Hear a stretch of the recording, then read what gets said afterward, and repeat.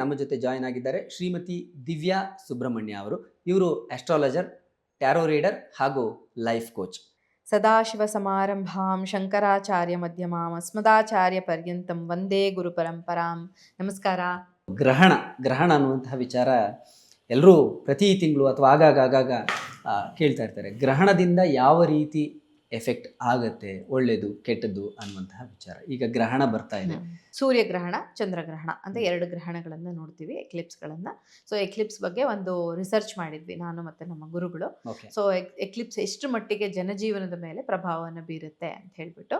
So Eclipse ಅಮಾವಾಸ್ಯೆ ನೀವು ಮೀಡಿಯಾದಲ್ಲಿ ನೋಡ್ತೀರಾ, ಅಮಾವಾಸ್ಯೆಯ ದಿನವೇ ನಡೆಯುತ್ತಿದೆ ಗ್ರಹಣ, ಸೂರ್ಯಗ್ರಹಣ ನಡೆಯೋದೇ ಅಮಾವಾಸ್ಯೆ ದಿನ. ಸೊ ಹುಣ್ಣಿಮೆ ದಿನನೇ ಆಗೋದ್ರಿ ಚಂದ್ರಗ್ರಹಣ. ಚಂದ್ರನೇ ಇಲ್ಲ ಆಕಾಶದಲ್ಲಿ ಅಂದ್ರೆ ಹೆಂಗಾಗತ್ತೆ? ಸೊ ಹುಣ್ಣಿಮೆ ದಿನ ಇಲ್ಲದಿದ್ರೆ ಬೇರೆ ಜಾಗದಲ್ಲಿ. ನಮ್ಗೆ ಕೆಲವು ಸರಿ ಮಧ್ಯರಾತ್ರಿ ಯಾವಾಗ್ಲೂ ಆಗತ್ತೆ. ಅವಾಗ ನಮ್ಗೆ ಅಷ್ಟು ಅದರದ್ದು ಪರಿಣಾಮ ನಮಗೆ ಅಂದ್ರೆ ಗೊತ್ತಾಗಲ್ಲ, ನೋಡಿರೋದಿಲ್ಲ.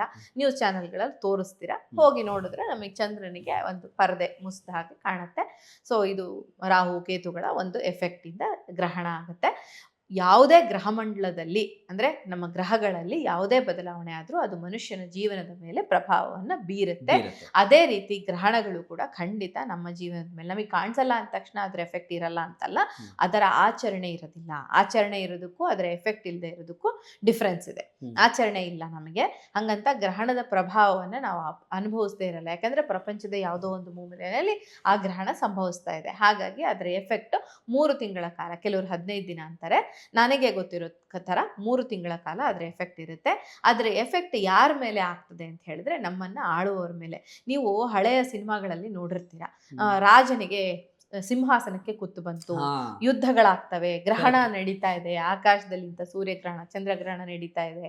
ಸೊ ಇಂತಹ ಸಂದರ್ಭದಲ್ಲಿ ನಮಗೆ ಗ್ರಹಣದಿಂದ ಪ್ರಭಾವದಿಂದ ಆ ರಾಜನಿಗೆ ತೊಂದರೆ ಆಯಿತು. ಹಾಗೇನೆ ನಮ್ಮನ್ನು ಆಳುವವರು ಇವತ್ತು ರಾಜರ ರೀತಿ ಯಾರೂ ಇಲ್ಲ, ಆದರೆ ನಮ್ಮ ಒಂದು ರಾಜಕಾರಣಿಗಳಿದ್ದಾರೆ. ಸೊ ರಾಜಕಾರಣಿಗಳಿಗೆ, ರಾಜಕೀಯದಲ್ಲಿ ಇರುವಂಥವ್ರಿಗೆ ಈ ಗ್ರಹಣದಿಂದ ತೊಂದರೆಗಳು ಆಗ್ತವೆ.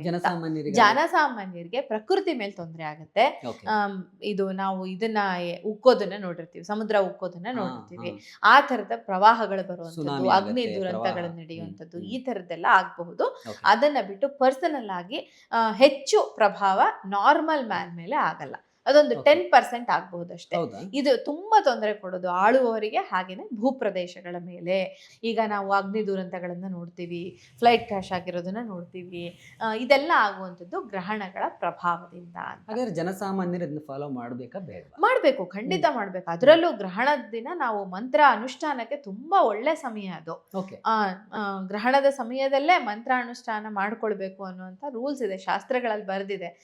ಅದನ್ನ ಫಾಲೋ ಮಾಡಿ ಮಂತ್ರ ಜಾಪ ಮಾಡ್ಕೊಳ್ಳೋರ್ಗೆ ಅದು ತುಂಬಾ ಒಳ್ಳೆ ಸಮಯ ಆಗಿರುತ್ತೆ. ಆ ಸಮಯದಲ್ಲಿ ಆಹಾರ ಸೇವನೆಯನ್ನ ಅವಾಯ್ಡ್ ಮಾಡೋದು ತುಂಬಾ ಒಳ್ಳೆಯದು ಅಂತ ನನ್ನ ಅಭಿಪ್ರಾಯ. ಅಪಾರ್ಟ್ ಫ್ರಮ್ ದಟ್, ಸ್ನಾನ ಮಾಡೋದು ಇದೆಲ್ಲ ನಿಮಗೆ ಬಿಟ್ಟಿದ್ದು. ಸ್ನಾನ ಮಾಡಿ ಒಂದು ಮಂತ್ರ ಜಪವನ್ನು ಮಾಡಿಕೊಂಡು ನಂತರ ಗ್ರಹಣ ಬಿಟ್ಟ ನಂತರ ಮತ್ತೊಂದ್ಸರಿ ಸ್ನಾನ. ಮಲಮೂತ್ರ ವಿಸರ್ಜನೆ ಕೂಡ ಮಾಡಬಾರ್ದು, ಅದು ಕೂಡ ನಿಷಿದ್ಧ ಅಂತ ಹೇಳ್ತಾರೆ. ಇದು ತುಂಬಾ ಜನಕ್ಕೆ ಗೊತ್ತಿರೋದಿಲ್ಲ. ಆಹಾರ ಸೇವನೆ ಹೇಗೆ ನಿಷಿದ್ಧನೋ ಹಾಗೆ ಮಲಮೂತ್ರ ವಿಸರ್ಜನೆ ಕೂಡ ಗ್ರಹಣ ಸಮಯದಲ್ಲಿ ನಿಷಿದ್ಧ ಅಂತ. ಇದು ಯಾರಿಗೆ ನಾವು ಲಿಬರಲ್ ಆಗಿ ಬಿಡ್ತೀವಿ ಅಂದ್ರೆ ವೃದ್ಧರಿಗೆ, ಕೈಲಾಗದವ್ರಿಗೆ, ರೋಗಿಗಳಿಗೆ, ಮಕ್ಕಳಿಗೆ ಇದನ್ನ ನಾವು ಅಷ್ಟೊಂದು ಹೇರೋದು ಬೇಕಾಗಿಲ್ಲ. Thank you so much Divya ಅವರೇ. ಈ ವಿಡಿಯೋದಲ್ಲಿ ಈ ಒಂದು ಪಾಡ್ಕಾಸ್ಟ್ ಮುಖಾಂತರ ಜನಕ್ಕೆ ಇರುವಂತಹ ಸಾಕಷ್ಟು ಡೌಟ್ಗಳನ್ನ ಕ್ಲಿಯರ್ ಮಾಡಿದ್ದೀನಿ ಅಂತ ನಾನು ಅನ್ಕೋತೀನಿ. ಇನ್ನೂ ಏನಾದರೂ ಡೌಟ್ಗಳಿದ್ರೆ ನನ್ನ ಜ್ಯೋತಿಷ್ಯ ಜಾಗೃತಿ, ನನ್ನ ಕಚೇರಿಯ ಒಂದು ಹೆಸರು ನಿಮಗೆ ಇಂಟರ್ನೆಟ್ಟಲ್ಲಿ ಸರ್ಚ್ ಮಾಡಿದ್ರೆ ಜ್ಯೋತಿಷ್ಯ ಜಾಗೃತಿ ಸಿಗ್ತದೆ. ಸೊ ನನ್ನ ನಂಬರ್ನ ಈ ವಿಡಿಯೋ ಕೆಳಗಡೆ ಮೆನ್ಷನ್ ಮಾಡಿರ್ತಾರೆ.